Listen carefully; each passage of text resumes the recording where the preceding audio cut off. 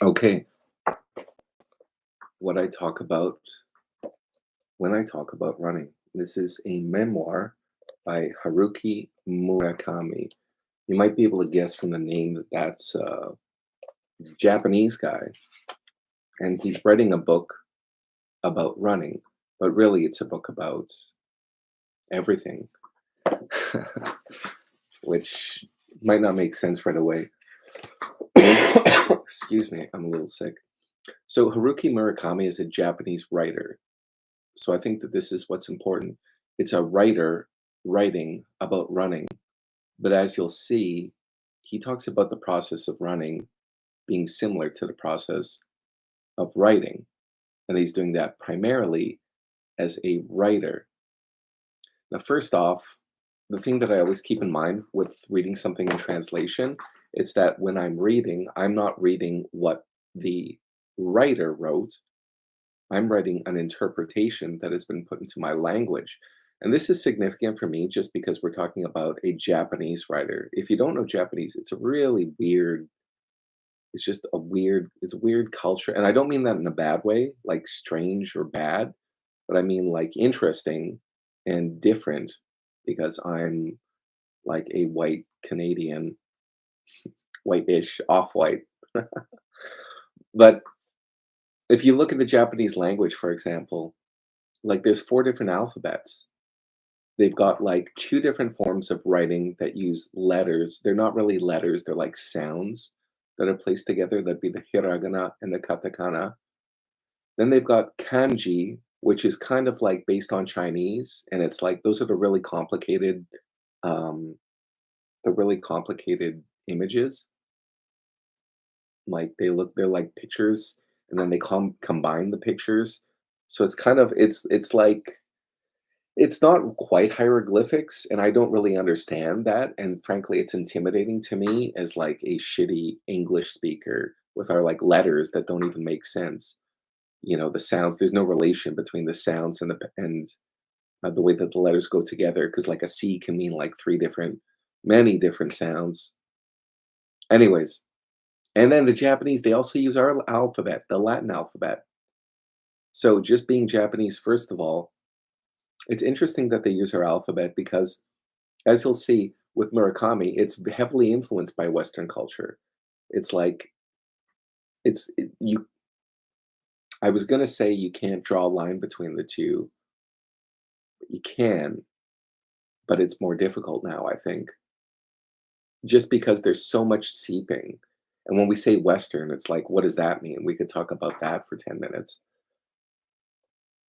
Okay, so with my in-depth internet research skills, which means looking at his Wikipedia page, this is what we know about Haruki Murakami. He was born in Kyoto in the post-World War II baby boom. So they had a bunch of babies after. And we're kind of living in a boomer world in many ways. Like in Canada, the United States, it's our largest portion of the population. We're kind of defined by their values or lack of values. Whatever, I'll let it go. But Japanese culture is it's different. And, like, I'll be honest with you, I don't understand it, and that's part of why I like it. It's different from, like, Korean culture, which, like, I feel like I understand it. Like, I lived in Korea, and I feel like, like like, drinking with Koreans, I'm like, "Okay, these guys, we" and they get us too, us white guys, white girls, whatever, white people with our shitty culture. Japan's different, and I don't get it. And even like you hear about Japanese people talk about Japanese culture, and they're like, I don't understand why we do these things. It's like these intense rules. If you've ever seen the book Ugly American, Ugly Japanese, and it just talks about like different things that each culture does that the other one finds really annoying. So it'll be like, like slurping noodles, like in Japan. That's just like, that's what you do. Like, it's like, good meal. Whereas, if I hear that, if my kid does that, I'm like, "What are you doing?" But and on the other hand, there's a whole bunch of things that we do as Westerners that Japanese people and the thing is we don't even know half the time because 'cause we're just being so rude, and they're just like and they're very forgiving. They're like, "Oh, okay." And they're not confrontational, so they'll also, like, let us almost like Mexicans in that way. But it's an island culture, and I think that that's a big part of it. And there's a bunch of islands too, but I had an English friend who would always point out the similarities between, like, Great Britain and Japan. Like, they kinda see them, former imperial powers, just how does one small island nation come to have such a disproportionate influence over the world? Island cultures, the countervailing point in Canada would be, like, Prince Edward Island, which is funny because there's so many Japanese tourists that go there. I'm not far from there. So and I asked a Japanese person once, I'm like, "What's with, like, Japanese people and Prince Edward Island?" And the way that he explained it to me is it's like this idyllic island. Like Japan, you've got, like, earthquakes, fires, wars, Godzilla, you know? And then, like, they read, like, Anne of Green Gables, and there's this idea of, like, this little green island where nothing really bad ever happens, and it's just these, like, people and their little problems, and it's kind of like a nice contrast for them. Um, Japanese as well, they're successful. It's like now they were the second largest economy in the world for a long time. But what I find interesting is just their pattern of their economic growth. So, like Germany, a defeated superpower turns into an economic power. And, like back in the 80s, 90s, there was this real estate boom that we're currently experiencing all over the world, Canada, United States, Hong Kong, Great Britain. There was this crazy real estate boom that happened in Japan. And there was all these articles and all this analysis at the time, like the Japanese are going to take over. And, they say that at one point, the real estate of the Japanese imperial palace was equivalent in value to the entire state of California, which is insane. It didn't make any sense. Kind of like our real estate prices right now, right? But then, so they had this giant real estate, and their stock market was going up and up and up. We thought, the way that a lot of people feel about China right now, we're all gonna be speaking Japanese. And then there's this stock market crash. The real estate comes crashing down. They have what's called a lost decade, but really, we're kind of on the third decade of this meteoric rise in the economy, followed by this crash and stagnancy, which has a lot to do with population as well. I mean, this is the thing with the boomers, right? The young people they're buying homes, they're expanding their careers, they're investing for the future, right? And that's when economies rise. But when economies start to age, that's when people start to save. They're not looking to take risky and risky investments on the next big thing. They're looking for security, and that's when the economy naturally starts to shrink. And so that's what Japan's economy has been doing for decades now. And this manifests. What did they do in response? What the Western world has been doing in the last 10 years, 15 really, since 2008. Massive government spending, right? Like Japan has a ridiculous debt to GDP ratio. It's like they owe like 2.5 times as much as their annual GDP, which means all of the money that's being made in their country, they owe more than that. That'd be like if you're making $100,000, purely hypothetical here. If you're making $100,000 a year, but you owe 250,000, it's like once you get over that 1-to-1 ratio, like you're probably not going to pay off that debt, right? So that's where Japan has been for years, and the Western world is just sort of going through this. This is why I always think Japan is the future. Like what they're like 10 years ahead of us. And I do have a stereotype about Japanese people, which is they're really smart. Like like first of all, how do they read their language? That's what I don't understand. They're on their phones and they can understand these like complicated characters really quickly. I'm like, I need some B's and some F's. I need some consonants to understand what's going on here. Japanese people, they just and they get us, you know? So they're just really interesting as a culture. So this is the context for Haruki Murakami. This is where he's coming from. So again, this is a book that's about running, or as he says, what I talk about when I talk about running. So that's metacognition, right? This is the difference between us as human beings and animals. We have the ability to think about our thoughts. It's like elephants will be able to they've done these experiments where they'll hold a mirror in front of them and they have some sort of like self-consciousness. They start to understand themselves as like this being in the world that is separate from the world in which they are the subject and other the world external world is the object, but like it lasts like 20 minutes, like their elephants are not able to like sit back and think like, boy, what makes me an elephant? Well, at least in ways that we can understand, right?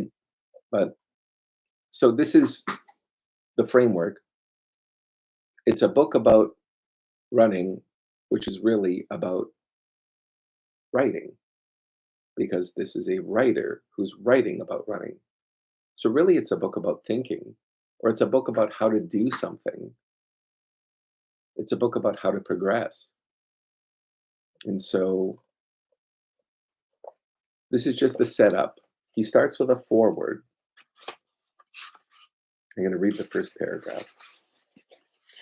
There's a wise saying that goes like this: a real gentleman never discusses women he's broken up with or how much tax he's paid.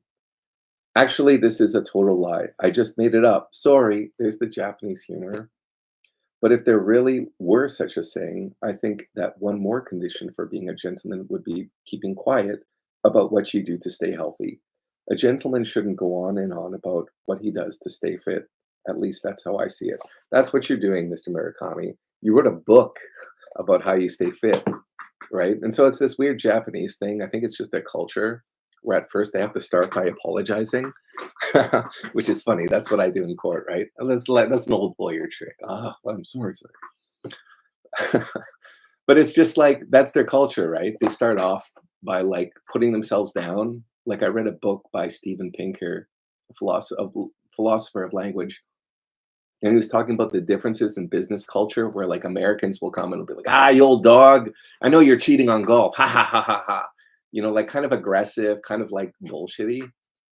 But like, and then he compared it to like two Japanese businessmen meeting where they're like, whoa, I am lower than whale excrement, and they're just putting themselves down like in this weird humility, but it's also like that's what I don't understand, like I understand like putting yourself down, but like as a culture, I'm like, how do you guys invent like Sony, Anyways, this is what I mean. This is why it's interesting to me.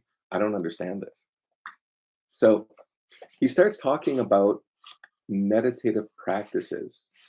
He talks about someone who talk about the meditative state of shaving, right? And I think that that's what he's trying to I think that that's where we're going with this book.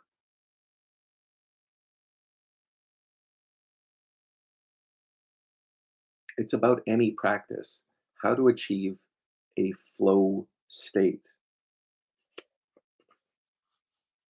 And what he talks about, he brings up, is something that he read about a marathon runner. And they were asked what mantra goes through their head to keep them going. And that's what he says 26.2 miles. If you don't have a mantra, which is just like a term you repeat to yourself, an affirmation, a slogan, a saying, if you don't have that, you can't do it. If you're running, he says, and you start to think, man, this hurts. I can't take it anymore. I wonder how that'd be in the original Japanese. Then you manifest it. If you're telling yourself, I can't do this, you won't. But if you're going to be able to do it, you have to tell yourself something that will get you through that. You have to tell you something positive. And the mantra that he specifies here is pain is inevitable, suffering is optional. Which I also look at that. I hear that and I'm like, man, that sounds kind of Japanese. But at the same time, like I'm enough of a sicko where I'm like, I get it. Like I know where we're going with this. It's as if running and writing and our human approach to life, they all boil down to fundamentally the same thing. And there's tradition of this in Western philosophy. This is like Aristotle's ethics. We are what we do. A virtuous person does virtuous things. You can't be virtuous in a vacuum. You've got to live in the real world. And so, yeah, those are my personal reflections to the setup in the introduction to Haruki Murakami's What I Talk About When I Talk About Running.